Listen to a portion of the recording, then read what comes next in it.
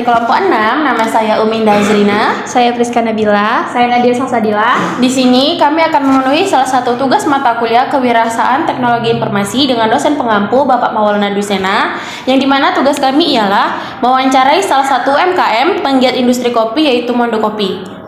Baiklah, untuk mempersingkat waktu, kita langsung masuk saja ke wawancaranya.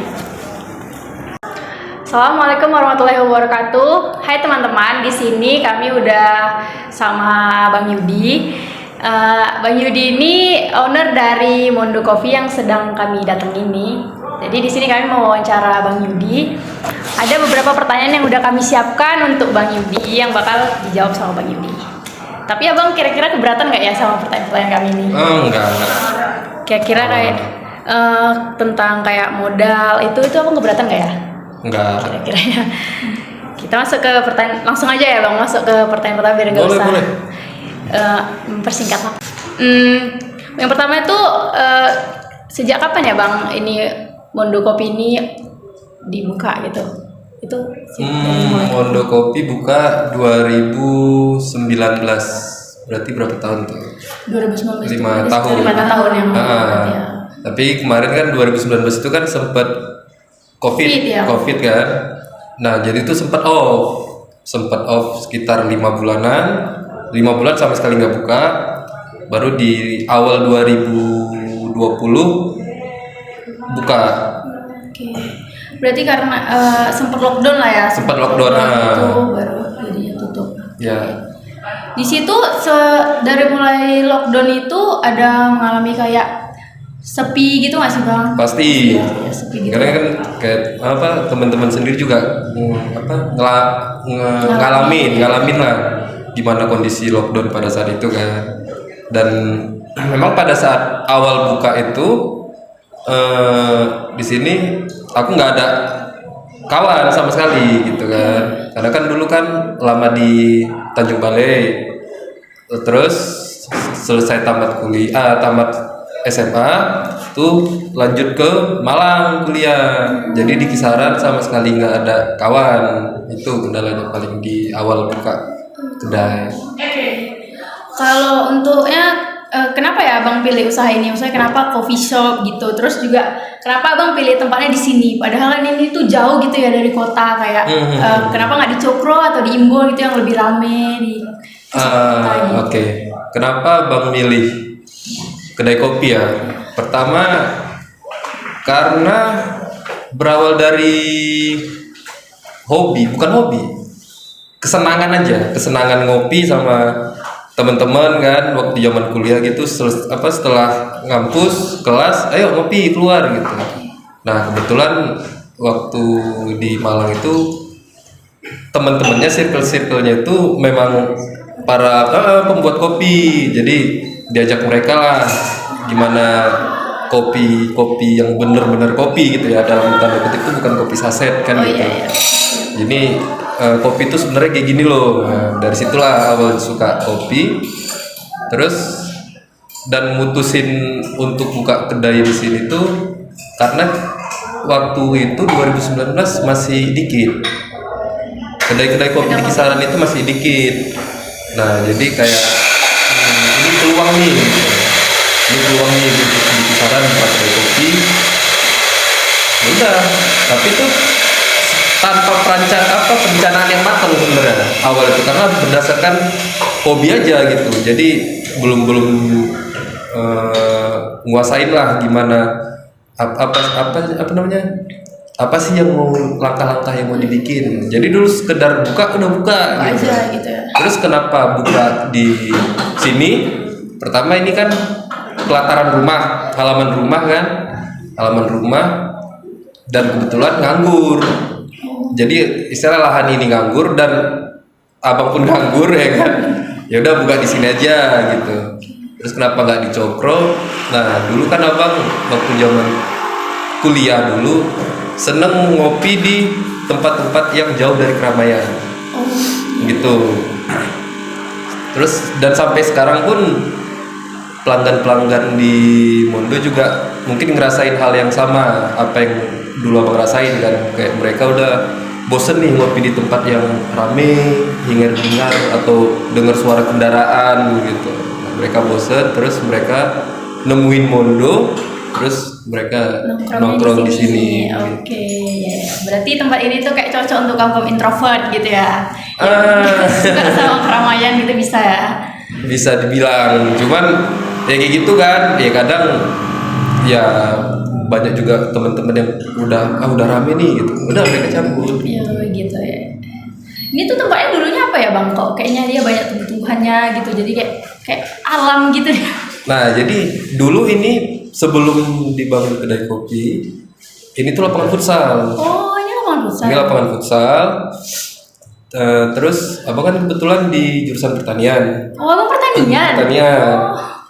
Terus di pertanian itu kan seneng main ke lahan kan, ketemu sama tanaman apa segala macam. Nah dari situ seneng sama tanaman hias, tanaman pohon-pohonan lah kayak gitu.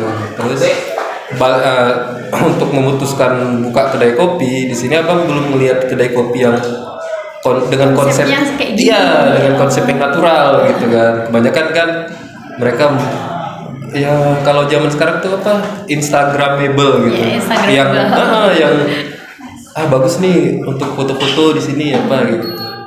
Nah itu sih alasan abang dengan konsep alam kayak gini, natural gitu. Lanjut ya Bang. Boleh. Untuk ini hambatannya, kira-kira apa ya Bang hambatannya? Hambatannya kalau kayak gini lah kondisinya kan outdoor kan ya, kebanyakan outdoor lah, bisa dibilang sekitar 70 atau 80% outdoor. Ya mungkin hambatannya Kalau hujan ya, kalau udah hujan tuh udah ya udahlah gitu. Itu sih paling. Kalau untuk modal, kira-kira modal awal yang dikeluarkan tuh berapa ya Bang? Modal awal mungkin sekitar berapa? 15 kali. 15 atau 20 juta modal awal. Karena waktu dulu juga udah nyicil kan, maksudnya nyicil alat. Jadi waktu pas di kuliah dulu di Malang dulu udah mulai nyicil alat lah, misalnya untuk ngopi sendiri di kos-kosan gitu. Untuk Abang sendiri, Abang sebelum buka ini pernah kayak kelas-kelas barista gitu nggak sih Bang? Enggak. Oh nggak pernah, berarti Abang apa sih namanya? Otodidak. Otodidak. Bisa dibilang otodidak, tapi ya itu tadi karena lingkungan abang orang-orang yang pembuat kopi, owner kopi juga di Malang gitu kan, jadi ya sedikit enggaknya banyak lah dikasih ilmu sama mereka gitu. Mereka yang ikut kelas gitu, cuman abang nggak pernah ikut kelas, tapi mereka bagi ilmu mereka ke abang. Seru ya teman-temannya. Untuk pertanyaan selanjutnya, kira-kira upaya apa yang dilakukan kopi shop ini selalu berkembang gitu Bang? Upayanya? Itu yang selalu jadi pertanyaan menarik ya. Setiap orang yang datang tuh nanya apa sih yang abang lakuin sampai di titik ini gitu. Karena dulu juga Mondo sendiri tuh di tahun pertama ya, mungkin di tahun pertama itu yang sering datang tuh cuma 5 orang. Dan itu teman-teman semua, cuma teman-teman yang kenal di sini gitu kan. Itu cuma 5 orang. Jadi karena gini, untuk Mondo sendiri dari awal sampai sekarang tuh, kalau abang bilang ini apa namanya, dibiarin tumbuh secara organik gitu. Contoh sudah seperti tanaman juga di sini kan. Tanaman di sini abang nggak ada pakai pupuk kimia segala macam, nggak. Semua pakai. Berarti dibiarin tumbuh gitu aja? Iya, paling pupuk mungkin dari ampas kopi gitu. Sama halnya dengan kedai. Karena kayak banyak teman-teman yang bilang mereka promosi lewat mungkin Instagram. apa namanya yang selebgram gitu selebgram, kan, iya. Promosi atau endorse-endorsean gitu. Nah, apa nggak pernah ngelakuin itu. Oh gitu.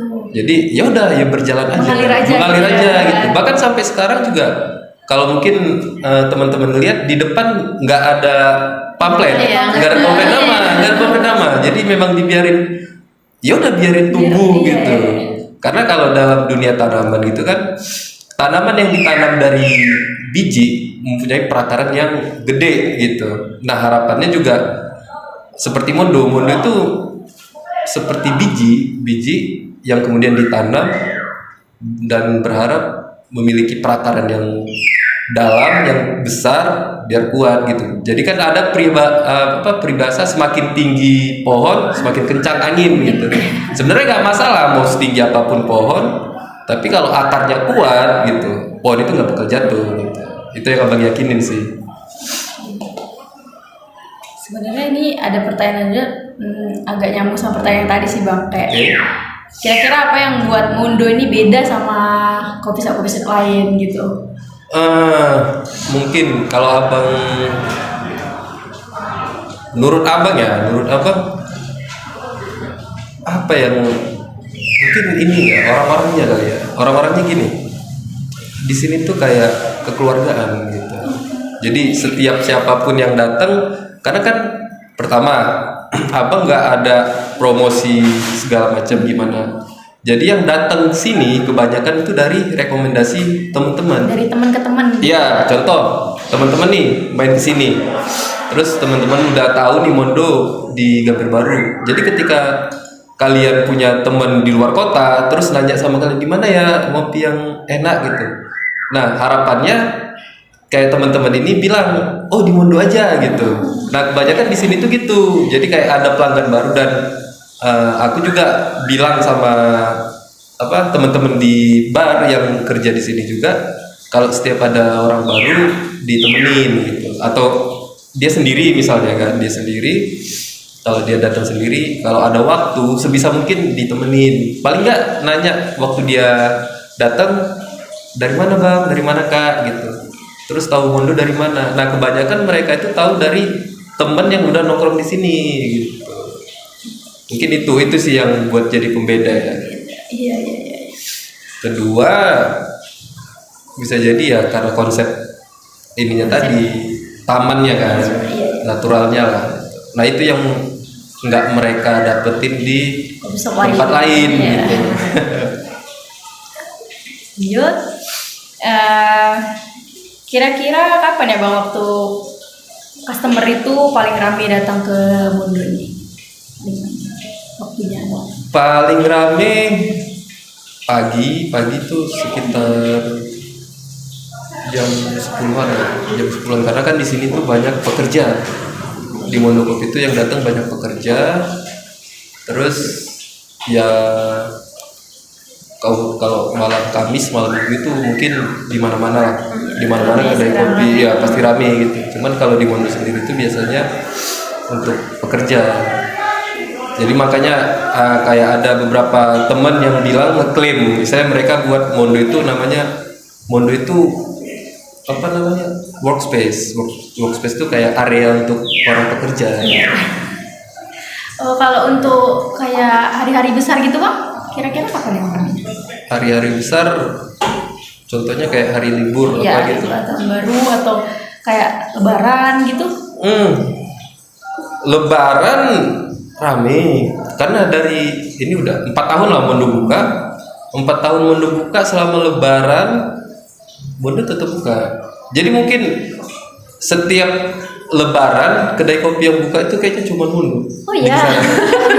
Jadi banyak, iya. Jadi mau Lebaran pertama itu tetap buka. Jadi itu banyak teman-teman yang datang nanya kan. Bahkan uniknya Mondo itu kenapa abang bilang ke keluarga ada. Waktu Mondo pun tutup, mereka tetap datang ke sini. Jadi memang sama sekali kita gak ada jadwal tutup gitu.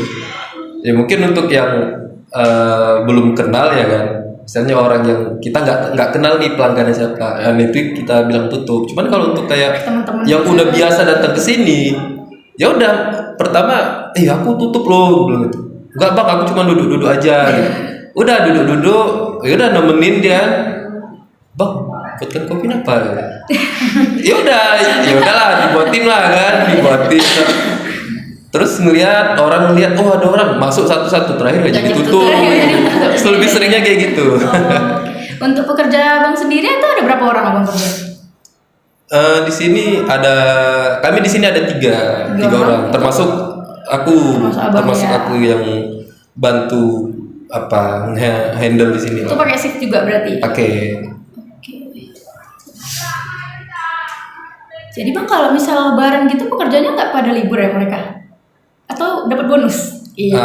Kebetulan yang kerja kan adik abang kan juga kerja. Ya paling mungkin kayak Bayu itu pasti libur, ya kan? Mungkin ya kalau adik abang kan nggak mungkin libur, dia kan tetap di sini kan. Ya udah, ya, paling berdua tuh ngebar gitu. Tapi hektik juga lah ya bang kalau berdua. Dibilang hektik ya. Nah enaknya ya yang di sini tuh pelanggannya itu nyantai. Mereka nggak ngejar bang pesanan kemana gitu. Enggak. Karena mereka juga ngerti kan. Oh di sini mereka berdua gitu. Ya udah nyantai aja gitu. Lanjut, pertanyaan selanjutnya itu kira-kira apa ya bang saran abang yang untuk orang yang pengen buka kopi shop juga gitu? Kalau sepengalaman abang, kalau pengen buka coffee shop pertama memang si owner atau si founder lah memang harus paling enggak kenal sama kopi. Walaupun dia nggak suka, seenggaknya dia tahu kopi itu ini loh kopi gitu. Karena kan kebanyakan ya mungkin teman-teman juga pada tahu lah ya ada yang orang pengen buka tuh cuma sekedar buka kan, tanpa mereka tahu peluang di kopi ini tuh gede sebenarnya gitu. Banyak yang buka asal buka tanpa tahu sistem ekosistem di coffee shop itu seperti apa. Paling yang pertama itu ya memang harus tahulah gimana cara manajemen lah, khususnya manajemen kedai kopi itu sendiri gitu. Harus ngerti kopi. paling dasar tuh harus ngerti kopi itu udah.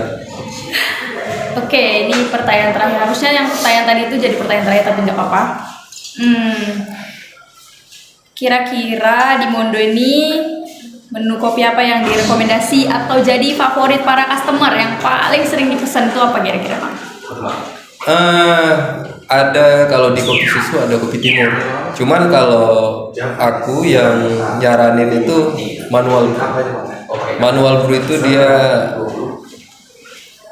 kopi yang tanpa campuran apapun. Dalam artian dia tidak pakai susu, nggak pakai gula, pure benar-benar kopi. Manual tuh kayak Japanese gitu nggak? Ya benar.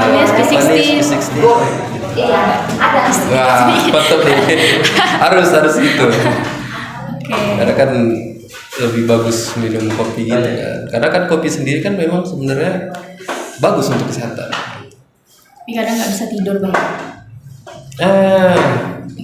Ya ada yang gitu, ada juga yang enggak gitu. Kalau abang sendiri? Tetap tidur aja. Tetap tidur. Ya, tetap tidur. Berarti nggak ngaruh mau minum kopi atau enggak tetap tidur cepat ya? Iya. Udah sih bang, itu aja pertanyaan dari kami. Oke. Kami agak canggung sebenarnya tadi. Aman loh, aman. Makasih banyak ya bang udah jawab pertanyaan kami. Iya, sama-sama. Bye bye. Tujuh. Nanti kami opening sendiri.